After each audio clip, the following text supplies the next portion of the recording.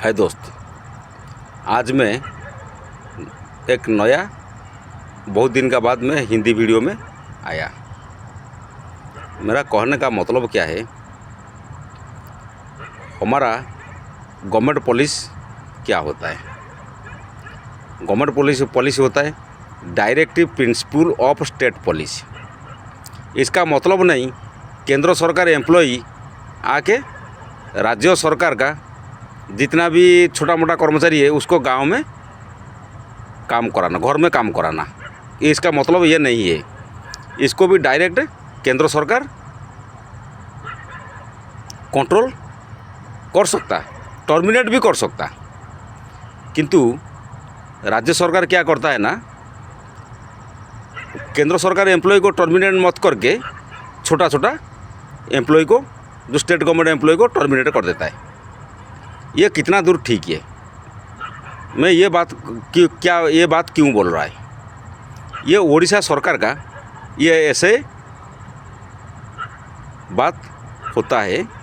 अभी भी घटना घट गया, जैसे कि जो आईपीएस ऑफिसर आता है ओडिशा को, ये सब आके छोटा छोटा एम्प्लॉय को, जो होमगार्ड, कॉन्स्टेबल, उसको लेके उसका घर में काम में लगाता है। इसीलिए मैं सारे देशवासी को समझने के लिए मैं हिंदी में आज बोल रहा हूँ, क्योंकि उड़ीसा वाला इतना शिक्षित भी नहीं है कि ये वीडियो को कोई देखने वाला ही नहीं है। जय जगन्नाथ। आज मैं ये बात सारे देशवासी को हिंदी माध्यम से बता रहा हूँ। जितना भी उड़ीसा में छोटा छोटा पुलिस होता है, होमगार्ड, कॉन्स्टेबल, जितना भी हो रहा है, ये क्या करता है ना, ये सबको, जो बड़ा बड़ा आईपीएस ऑफिसर आ रहा है, ये सबको लेके अपना घर काम में लगा देता है। जैसे कि उसका मनोबल टूट जाता है। उसको भी स्टेट गवर्नमेंट का पावर है टर्मिनेट करना, किंतु स्टेट गवर्नमेंट क्या करता है ना, छोटा छोटा एम्प्लॉय को टर्मिनेट कर देता है। बड़ा बड़ा बीच वाला जो स्टेट गवर्नमेंट का जो ओपीएस का जो पॉलिसी होता है, वो उसको क्या करता है ना, सस्पेंड कर देता है। बड़ा बड़ा ऑफिसर को, जो बड़ा आईपीएस ऑफिसर जो होता है, उसको ट्रांसफ़र कर देता है। ये कितना दूर ठीक है? आईपीएस का मतलब क्या है ना, एक स्टेट में एक बड़ा आईपीएस व इंडियन पुलिस सर्विस से व आईएएस से आदमी रखा जाता है।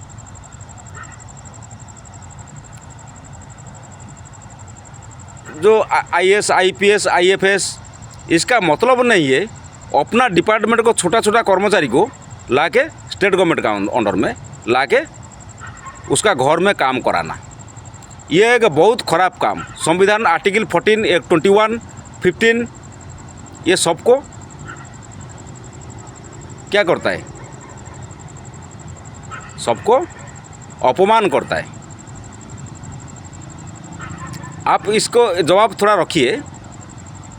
मैं भी बहुत जगह में देख रहा हूँ क्या ना, बड़ा बड़ा जो जितना आईपीएस, आईएफएस, आईएएस, ये सबको सब डरता है। ये बहुत ख़राब काम होता है। अभी है कि जो अभी जितना भी होता है, एक मॉब लिंचिंग हुआ था उड़ीसा में। कहाँ से हुआ था मेरे को मालूम नहीं, वो बालियंता का जगह का नाम।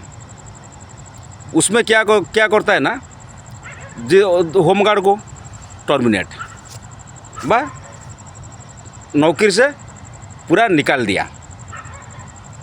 कौन? उड़ीसा गवर्नमेंट। और जो उसका ऊपर जो पुलिस वाला था, उसको क्या ना, सस्पेंड कर दिया। उसका ऊपर जो बड़ा ऑफिसर था, एसआई इत्यादि इत्यादि, नहीं एसआई ने कांस्टेबल इत्यादि इत्यादि, और जो एसआई था उसको बदली कर दिया। बदली मतलब ट्रांसफ़र कर दिया। ये कितना दूर ठीक है? मैं सारे देशवासी से मैं क्वेश्चन मांग रहा हूँ, और 20 एमपी को भी क्वेश्चन मांग रहा हूँ मैं। जो बीजेपी का जो 20 एमपी है, उसका साथ मोहन बाबू और मनमोहन बाबू को मैं ये प्रश्न पूछ रहा हूँ। जितना भी एमपी है सब आपका है, सब बीजेपी का है, इसलिए मैं पूछ रहा हूँ। और मोदी जी को इसमें भी, और सारे देश का बीजेपी का जितना बड़ा बड़ा मुख्यमंत्री और जितना बड़ा prime minister, home minister Amit Shah और प्रतिरक्षा मंत्री राजनाथ जी को ये क्वेश्चन में, ये वीडियो का वार्ता मैं पूछ रहा हूँ, ये कैसे होता है? सब पुलिस ऑफिसर का मनोबल भांगता है, मनोबल टूट जाता है। ये कितना दूर ठीक है? Directive principle of state police को केंद्र सरकार भी उसको गलत देख के उसको भी प्रतिरोध कर सकता। केंद्र सरकार इज ऑलमाइट आज पर constitution, union government is All Might आज पर कॉन्स्टिट्यूशन। ऐसा क्यों करता है? सब पुलिस वाला का मनोबल टूट जाता है और ये क्या काम करेगा? और एक रेलवे का पुलिस हवलदार उसको लेके एक आईपीएस का घर में जिम का सेंटर करता है, उसका मालस करता है। ये कितना दूर ठीक है? ये मालस कितना दूर ठीक है? उसको भी मालस नहीं करेगा तो सस्पेंड कर देता है। ये कितना दूर ठीक है? मैं यूनियन गवर्नमेंट को, मोदी जी को ये प्रश्न भी कर रहा हूँ, राजनाथ सिंह को कर रहा हूँ, और केंद्र का जितना भी वो डिपार्टमेंट का मिनिस्टर है ये क्वेश्चन भी मैं उसको भी कर रहा हूँ। ये कितना दूर ठीक? सब जवाब रखने के लिए मेरा जवाब को रखो, ये वीडियो को शेयर करो। वीडियो को शेयर करेगा तो सबका बात, स्टेट गवर्नमेंट का बात आज पूरा बाहर में आएगा। आज तमिलनाडु इलेक्शन क्या होता है मालूम? देखा? थलापति विजय जितना भी कर रहा है बीजेपी सरकार, तो उससे कुछ भी पसंद में नहीं है। दारू का दुकान बंद करना, कोई भी पुलिस अफसर कोई भी छोटा कर्मचारी, कोई भी आईएएस का की एडमिनिस्ट्रेटिव सर्विस से यूपीएससी का सेवा नहीं करना, ये तो बहुत बड़ा अच्छा बात किया। ये बीजेपी सरकार तो अपना पार्टी को अपना बदनाम कर रहा है। हमारा देश का मोदी जी, आपको मैं बोल रहा हूँ, अमित शाह जी और राजनाथ जी और बाकी जो हेल्थ मिनिस्टर है और वाचस्पति है, सबको मैं क्वेश्चन कर रहा हूँ, ये क्यों directive principle of state police को क्यों विरोध नहीं करता है? बड़ा बड़ा ऑफिसर लेके छोटा मोटा एम्प्लॉय को लेकर अपना घर का काम में लगाता है। ये देश के लिए है ना अपना घर का काम के लिए है? नहीं होगा तो सस्पेंड कर देता है। आदमी लोग का कोई, वोटर का कोई वैल्यू नहीं है। मैं ये वीडियो माध्यम से आपको मैं क्वेश्चन कर रहा हूँ। उसका साथ मास्टर करता है कौन? ना कमर्शियल एडवोकेट, कमर्शियल वकील के लिए देश भ्रष्ट होता है। ये बात मैं बार बार ये हर वीडियो में ऐसा बोल रहा हूँ। सबसे गुनाह काम करता है कमर्शियल वकील, उसको जिसको बोलता है आईनजीबी। आइन में जीबी क्या होता है? हाँ, कृषिजीवी होता है कि गवर्नमेंट चाकरी जीवी होता है कि श्रमजीवी होता है। आईनजीबी क्या, इसका मतलब है क्या? पैसा पॉकेट में भर के दोषी को घोंट घोड़ाना, यही होता है। और सारे देशवासी को मैं क्वेश्चन कर रहा हूँ, कोई भी स्टेट में, चाहे बीजेपी गवर्नमेंट है बा नहीं हो, कि कोई भी यूनियन गवर्नमेंट वो स्टेट में नहीं हो, ये डायरेक्ट प्रिंसिपल स्टेट पुलिस को ऊपर थोड़ा रोक लगाओ। सारे भारत में जैसे ऐसा नहीं होना चाहिए। स्टेट गवर्नमेंट जो करेगा वो ठीक रहेगा। केंद्र सरकार राज्य सरकार को पूछेगा, ये ठीक नहीं है, कभी ठीक नहीं है। जैसे केंद्र सरकार राज्य सरकार हर टाइम करप्टेड होता है, पूरा मिनिस्टर करप्टेड होता है और पूरा उसका फ़ायदा मारता है वकील। और बड़ा बड़ा जो यूपीएससी का जो पोस्टिंग होता है स्टेट में, ये भी करप्टेड होता है, बहुत करप्टेड होता है। इसके लिए आप उसका ऊपर रोक लगाओ। मैं एक वोटर का हिसाब से ये बात आपको सबको ये सवाल पूछ रहा हूँ, ये सवाल मैं कर रहा हूँ सारे देशवासी को। इसीलिए नोटा वोट है, नोटा वोट को आप इस्तेमाल नहीं करता है, नोटा वोट का वैल्यू नहीं है, ये गवर्नमेंट भी नोटा वोट को वैल्यू नहीं रखता है, कैसे होगा भाई? गरीब आदमी मरेगा, ये बड़ा बड़ा आदमी सब फायदा मारेगा? गरीब आदमी सरकारी स्कूल, गवर्नमेंट स्कूल में अब तक भी Orissa BSEO board of secondary education Orissa, एक है इंग्लिश ऑप्शन नहीं है, 2 में